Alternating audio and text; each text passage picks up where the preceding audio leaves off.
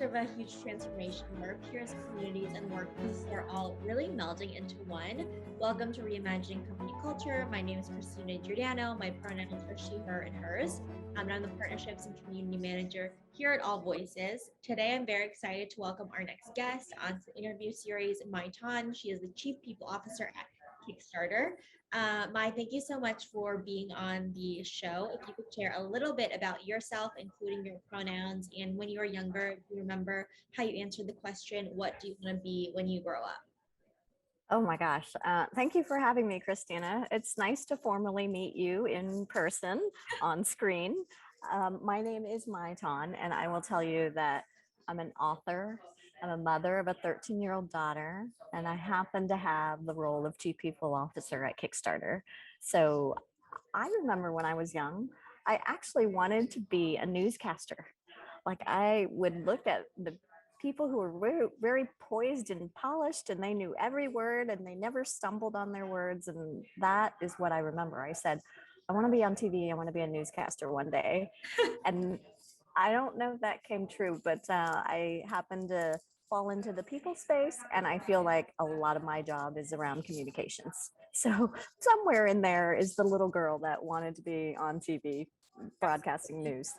No, I think that makes sense. I definitely enjoyed being on the broadcast team when I was in middle school as well, and also kind of thought about that dream as well. So these interview series are just kind of like a mini version of doing that.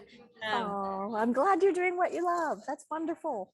Thank you. I want to talk about kind of your personal journey to this work and specifically what brought you to Kickstarter, and how your personal journey has really led you to like the people team as well.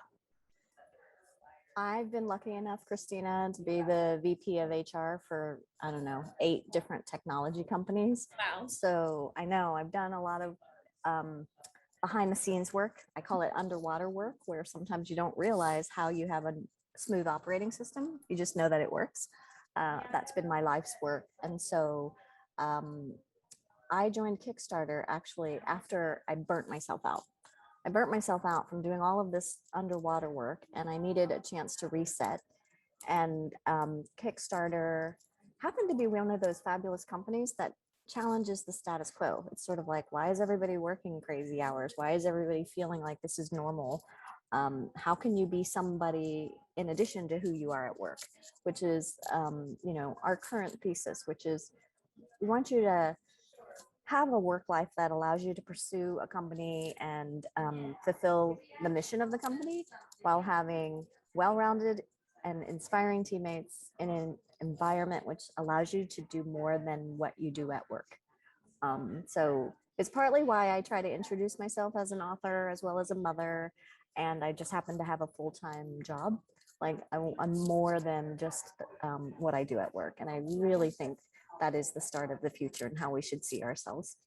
Yeah, I think a lot of people are identifying that as well, as we have a lot of reflection time and there's a full life that's happening outside of work too. I like the term work-life blend instead of balance, because nothing is ever in balance. You have the other big rocks in your life, which I think is really important, and relationships. I think also thank you for sharing your story about burnout. I think that's a topic that a lot of folks are also talking about. And in terms of leadership, I know that you have been recognized as one of the top like 50 tech leaders. And I want to ask your advice for folks who are moving from that individual contributor role to a people manager role and perhaps an executive role. What resources and training best prepares you for, being a leader? I think so many things, right? And so many, I wish there was a quick silver bullet, but maybe what has served me well in the past is being really curious, asking questions. You'd be surprised that when you reach out, people will start talking to you and telling you things. And I believe in being a mentor to everybody around, and I believe in being a student, so that I'm still learning and growing in my career. And I'd like to think that if you just spend some time reading some books, I have a whole bevy of books that I could recommend, but there's some great management books out there. There's some great people leader books out there. And if you just spend time with people that you are inspired by, you'd be surprised. But I've LinkedIn and I've gotten phone numbers from various people who I just said, can I just have 5 minutes of your time? And Yeah. people are very generous. And I think it's because we're 20 months into the pandemic, still sort of socially deprived a little bit, from being inside and virtual windows all the time, that I think you'd be surprised that people will give up their time to help. We're never in it alone. There's a community of people out there as well. And most of the time, I would also say that people are willing to offer advice or give you 5 minutes or point you in the right direction as well. And I love the idea of always being a continuous learner and student. It's never done. There's always something more that you can learn about as well. I think there's been a lot of conversations too around when you're relearning, you can also redesign something too in these past 2 years. I can't believe it's 2 years. A lot of HR and people teams have had a really incredible opportunity to innovate, whether it's recruiting, retaining talent. Can you share an example of how you've been creative at Kickstarter and just like any kind of strategy there? Sure. Oh gosh. I think that one of the most underrated leadership qualities, I think, is listening. Like, I really do believe that people try their best to make an impact at work, and they try to give you feedback and give you opinions about what is best for them or what they think is best for the business. And what we did at Kickstarter was we realized that in this, you know, almost 2 year journey together on virtual windows, where we have exposure to each other's homes for the first time, um, we realized that all of the meetings that we were having perhaps weren't needed, or they were too much. Like, people would try to zoom in for like 50 minutes or an hour, but that's a lot of time with very diminishing attention spans. So I feel that what we did was we said, you know what, we're going to pull down the timing of our all hands meetings so that we made them 45 minutes instead of an hour.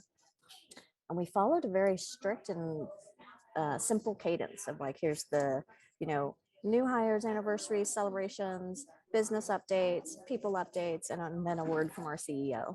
And it was just a very quick follow the template design that allows people to understand, okay, this is a good use of my time, and I want to show up to these monthly all hands meetings because they're really good to get quick nuggets of information, and they're broad enough for the entire company. So it isn't like rocket science, but it's these little movements, it's these tiny movements that lead to big movements. And I think that, you know, Kickstarter has been a place that we've challenged the status quo. Our leaders do not resemble any other type of leadership team. We are much more diverse than what you typically imagine a tech company to be. And I think part of that is because we're always willing to kind of upend the things that we have done. We do things sometimes just because that's how we've always done them, but we're the culture that is like, why do we keep doing that? Let's try to reimagine the future because we're already living in it. Mm-hmm. I definitely agree that there are a series of actions you can take, and especially your example with restructuring meetings, making sure that there's common language, expectations, and a clear agenda for the meeting as well can give someone just a sense of clarity around the meeting and have like time back as well. Zoom has been a big time suck for a lot of folks too. So I think you recognize that is important. I think one of the other conversations that people are having, and it goes to what we were talking about earlier, is reflecting about what they're doing for work and how it's a part of their identity, but not everything. And the great resignation is also kind of happening, or just like job mobility is shifting. Has this changed your approach to how you think about retention at Kickstarter at all?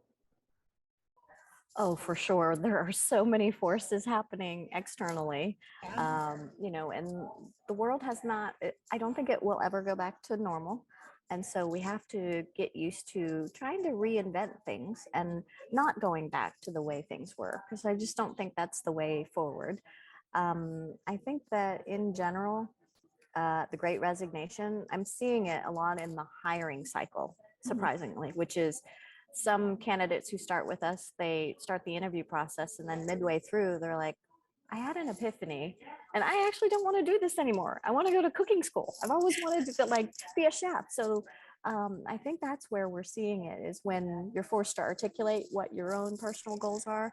I'm finding more and more people trying to fulfill their passion projects, which is more like tied to their personal life than it is their work life. So um, it's causing our team, specifically our people team, to really think about, like, how do we support our employees to retain them and to make sure that we give them the environment that we want to give them that supports them, that it's um, healthy over the long run. And I think you had called it work-life blend. There's like an equilibrium, there's harmony. I agree with you, balance. I've never had balance, so I don't know what that means. But, I think it's hard to juggle all of the spinning plates. And I think Kickstarter is a place where you can spin the plates, but actually feel fulfilled as you try to figure out which plates are the most important. It's okay to drop some of those plates if they're not important. I really want people to make that decision for themselves, because I learned this new phrase, which I try to tell myself, Christina, which is self-care is not selfish. Because, as people leaders, especially, we're so used to taking care of everybody else first that we leave 2% for ourselves at the end of the evening. And it doesn't have to be like that. I'd like to think that we can lead a better life, both personally and professionally, if we're able to kind of spend some time and carve out time thinking about, oh, I want to write my second book. Oh, I'd love to go to Emma's volleyball game, which happens to be in the middle of the day. Those are all moments where I'm like, yeah, I am more than what I do at work. And so I try to live that and try to be a role model so that other people can see that, oh yeah, Mai's juggling and spinning a ton of plates, but she sounds like she enjoys it. It sounds like there's joy coming out of her life right now. And that's what I really want for all employees around the world. I love that phrase. Self-care is not selfish. I think the phrase is that you can't pour from an empty cup as well. And I know you talked about personal kind of burnout before too. Is there a way that you think about proactively preventing burnout amongst team members, and advice that you give to other folks if they feel like they are approaching that edge towards burnout? Honestly, I think we talk about it more often now. I think perhaps in the past there was a taboo around, like, oh, I pulled an all-nighter, and like that was celebrated for some reason. Oh wow. Now, Yeah. right? And now I think it's okay that people are saying, I just need a mental health day. Like, I'm exhausted being on back-to-back Zoom calls. Do you mind if I take some time off? And the more we normalize those kind of conversations, the more people feel safe to say, you know what, I just need to let off the gas for a day or a week or, a month, whatever it is. And I want to be a place and build a place where you should have that liberty. You should be able to do that. I am experienced. And so what I will say is that time is not on your side. Time is the new currency. So writing the book and, being on Broadway or being the chef, you have to go after your dreams, because if you don't do it now, you're just going to punt it and kick the can down the road, which actually I don't think will lead to joy. So my job and the job of my people team is to give you back that time so that you can have it and you can spend it the way you want it in this very flexible design. We have announced that we are going to be a virtual first company, so that you can WFA, which stands for work from anywhere. And that's part of the flexibility we want to give for people to design their life, and that life can include their personal dimensions. That was a long-winded answer to your very simple question, Christina, but so many things happening in the world today. Absolutely. I think normalizing the conversation around, again, work not being your only thing that's happening in your life is good, and making sure that you're having this conversation with folks, especially your manager and teammates, around, hey, I need a mental health day. You can't be 100% every day. It's just not realistic. So I think that's really important to remember. Yeah. And one more visual, because I think I talk about this often, but Yeah. as we're returning to perhaps traveling and taking flights, there is always a safety video that says, put on your oxygen mask first before you try to help your fellow passenger. And I feel that to be true for everybody. Like you said, Christina, you cannot get anything from an empty cup. So put on the oxygen mask for yourself. Like, it's okay. It's definitely okay. And I think the conversation around hustle culture and burnout and, celebrating all-nighters. Hopefully we're moving away from that direction as well to make sure that people are doing their best work when they can, um, and working from anywhere too, and having workplaces that support that is really important. And also the other piece you talked about in terms of leaders being active listeners, and really anyone at the organization when you're challenging the status quo, or you're redesigning workplaces, virtual first workplaces. I'm sure folks have feedback. So I want to ask around how you see employee feedback management as an important tool to really build this culture of listening, and how do you see that culture manifesting across the organization, either virtually or in person, as well. I think this is my biggest challenge sometimes, is that I know that everybody means well and wants to contribute. They all work in our company and generally have opinions. Um, I listen. I do. I listen really hard at what is the root of what are they trying to tell me? What are they trying to deliver? Because where I come in is to say, I want a macro version of what's right for all of the company, across the company, not just one individual team or not just one individual person. And sometimes that dynamic is a tightrope of like, okay, if this helps this team, I know it does something else to this other team. And sometimes not everybody has that purview or perspective. But for Kickstarter, I think we've, like I said, challenged the status quo, have always been very collaborative in what we do and what we tackle. And as we're looking out beyond the horizon of like being healthier, being more humane, just being more environmental, and all of those things that matter to all of us, we also decided to pilot a 4-day work week for 2022, which is a 32-hour work week. And it is sort of to answer the question of like, how are you supporting your employees? How are you listening? What are you really hearing? What do you think your employees really need? And that, I think, will be between the virtual first announcement of working from anywhere, as well as a 4-day work week pilot to begin in 2022. I think we're really setting ourselves up to be a very modern workplace of like, yeah, we don't have to keep doing the things that we once did. We're stressed, we're unhealthy like never before. And for me, working as a people leader, I get to hear the very personal stories of what's happening in personal and personal health stories of our own employees. And I don't think the way we're doing it today is sustainable. And I'm happy to be associated with a company that's challenging our, previous ways of working. So I'm excited. It hopefully will be a great experiment where our employee base will join us in trying to understand what's right as we find our way through the fog of what the future looks like. Absolutely. I mean, I love the work from anywhere policy, and also I will be following Kickstarter very closely because the 4-day work week is something that I am personally invested in. I know other team members are as well. So I think that's a great kind of giving folks time back as well with their family and friends, and also working efficiently too. Is really important as well. I mean, you shared a couple different examples from restructuring the all hands to this new kind of style of working too. But are there any other, whether it's small day to day or big changes that you've made at Kickstarter because of employee feedback that really benefited everyone, whether it's a specific process, initiative, or anything like that? I think because Zoom fatigue is real, right? We're going from meeting to meeting. You're at home today, is that right, Christina? I am home. I'm home in Brooklyn. And yeah, you're just kind of on phone calls or Zoom calls or virtual calls back to back. And so what we've also done is really encouraged every employee to really look at all the meetings to say, do you think you really need this meeting, or is this something that you can do via email, Slack, text? It's a whole bunch of tools and technology that exist nowadays where you don't have to always have a meeting. We've also started to encourage people to just take the walk, take an old fashioned phone call.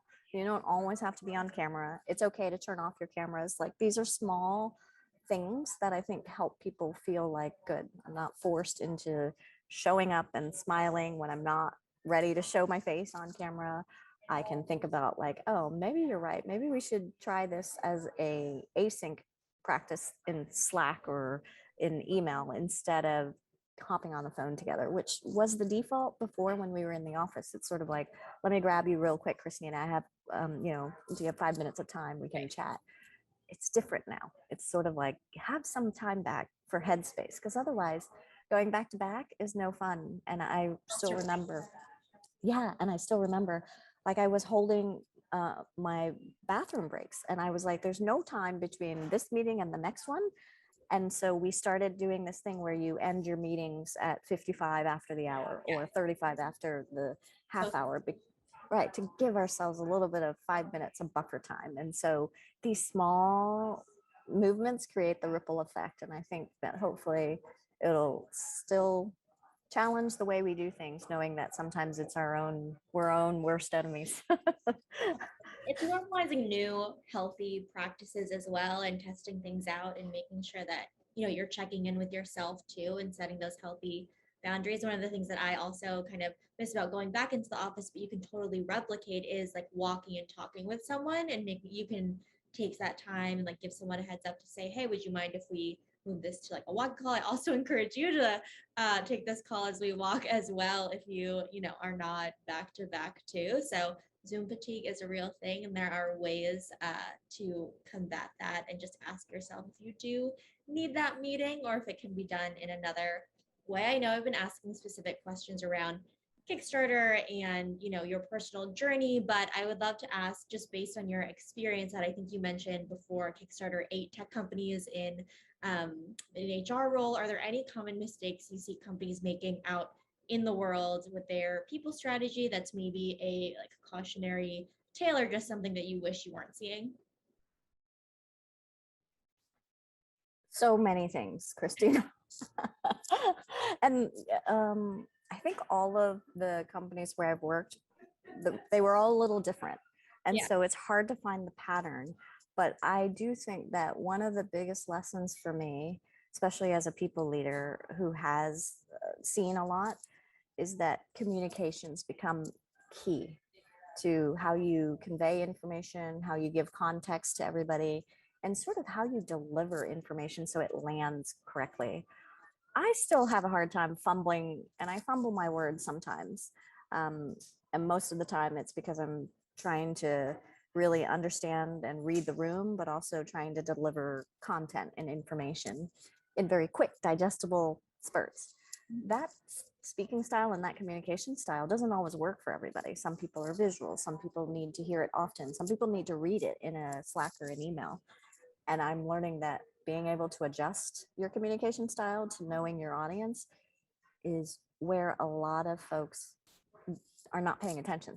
They may be saying something, but it's not landing on the audience. So the audience hasn't absorbed it in the right way, or they need to repeat it. And I think that this goes back to my childhood wish, and perhaps yours too, which is like that broadcast news journalist is sort of like the conduit of information for so many things, that you have to get it right. And even when you get it right, you have to repeat it, and you have to tell the story over and over again, so that all of a sudden you're hearing employees repeat it to you. So maybe that's one of my biggest experiences and lessons that I've learned, is that it's why I call myself a student. I can't get my communications right sometimes. Like it's really I'm a work in progress, and I am still trying to listen to podcasts and learn from so many of those great orators out there in the world.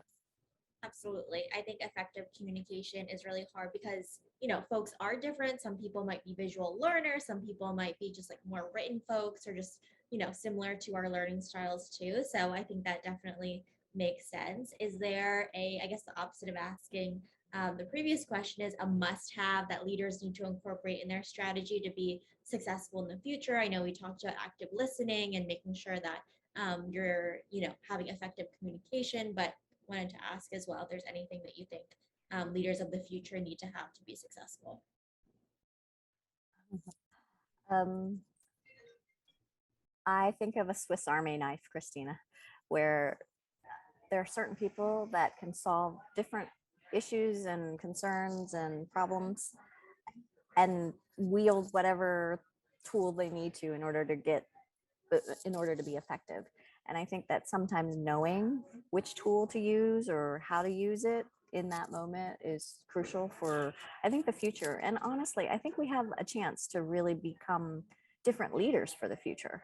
So I do think about listening more, and I do think about like assuming good intentions.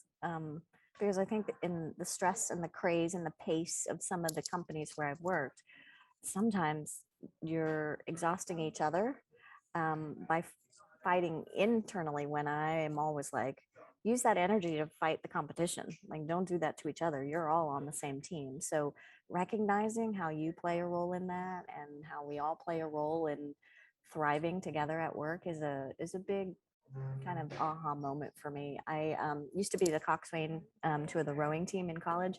And I just remember I was the only one facing the front of the boat, and I could Yeah. see if somebody's oar on the right side was discongruent from somebody's on the left side, the boat goes sideways. And Yeah. it's a very minuscule move, but it happens all day long at work. And so I think I try to think about that in the context of long-term thinking. Like, think about what's right collectively for the organization without burning yourself out. Don't do that to yourself, but also give what you can at work so that you can do really good work, and then go fulfill your passion projects, which I feel like when you have a hobby, or when you see yourself more than just beyond your work, you probably can be healthier.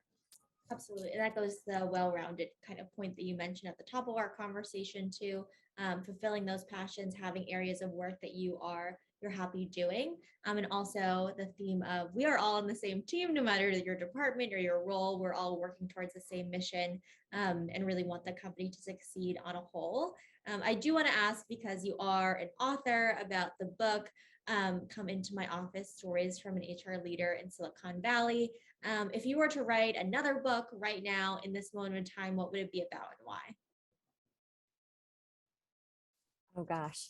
I So my book editor was like, while I was writing the first book, he said, you actually have the second book in you. You should start writing the second book. So Start it's writing it funny. right now. I know. I have a lot of stories, and I have the fortune of being able to hear everybody's stories. I think maybe my second book would also be nonfiction, but I think it's something around like San Francisco versus New York. I've worked in Mhm. both coastal cities, where the cultures and the work cultures for sure are very different, and there's subtle differences, but those subtle differences add up, and in the aggregate create very different companies. And so that's something I'm already writing on the side. I'm just trying to focus my time and energy. But yes, I've got, I think, book number 3 in me as well, which I Oh, don't know. I don't know how to articulate quite yet. But yeah, I'm working on it, Christina. I'm just trying to keep up with people like you who motivate me and inspire me. I love that. I didn't even know there was a third, book in the inner workings as well. So I have to look out for that as well. When I joined a tech company in New York, when I moved from DC, they called it Silicon Alley versus Silicon Valley. So I definitely relate to the New York versus, California state of mind too. So I'm very interested in that book. Is there anything I didn't ask you in our conversation that you want to share with the audience listening, or maybe one key takeaway you want to highlight, underscore, bold for, folks as a call to action? Oh gosh, maybe I'll take it as a more personal one, Yeah. Christina, since I have this stage that Yeah. you've gracefully offered. My daughter Emma is 13 years old, and I really want her to have an awesome boss, work in an awesome company. So I have about 10 years before she goes out in the workforce, and I really want to show her that it can be a different world, and that she can be a change agent, and that she can watch people like you and I trying to really do our life's work and making ourselves better and everybody around us better. So I have a personal mission statement. So maybe that's my call to action for everybody, which is to create a personal mission statement that anchors you into understanding why you work so hard. So my personal mission statement, in addition to helping to be the role model for Emma, my daughter, is my statement is, I want to be an extraordinary person who's kind, compassionate, and optimistic, so I can bring out the extraordinary in others. So that's where I ground myself. It's where I remind myself of what I'm doing all of this work for. And it helps me on some days, because then that's my little moment of focus on me. I love that personal mission statement. I think it's super inspiring and also very grounding when you are working really hard day in and day out. You're working on your passion projects. You are, fostering really important relationships in your life as well. I do have one more question. Knowing what you know now, is there any advice you would give your 13-year-old self? So yes, oh my gosh, I have tried 6 different careers. I've had a lifetime of like different, meeting different people, having access to information and a network that's served me well. And I hope that I've earned that through some hard work and some luck. But I would say explore, experiment. Like you have nothing to lose, but to understand like really what's your jam. Like find it, go find the joy. But you can't find the joy if you're stuck in one place or stuck in only one dimension of yourself. So yes, get out, explore, do things, and like see the world, experience different people, and grow your network. I think those are all for everybody, regardless of age, regardless of if you're older looking back or younger looking forward. Just experiment, explore, find the joy. Find the joy, be a continuous learner, find something that, you find joy in as well. Mai Ton, thank you so much for being on Reimagining Company Culture. I enjoyed meeting you and, our conversation here this afternoon. Oh, thank you for having me. And please stay healthy, Christina. It was so good to see you. Of course, of course. And as a reminder for folks who are listening at AllVoices, we really believe in employee feedback management as a requirement for the company to succeed on a whole. Have a good rest of your afternoon, everyone.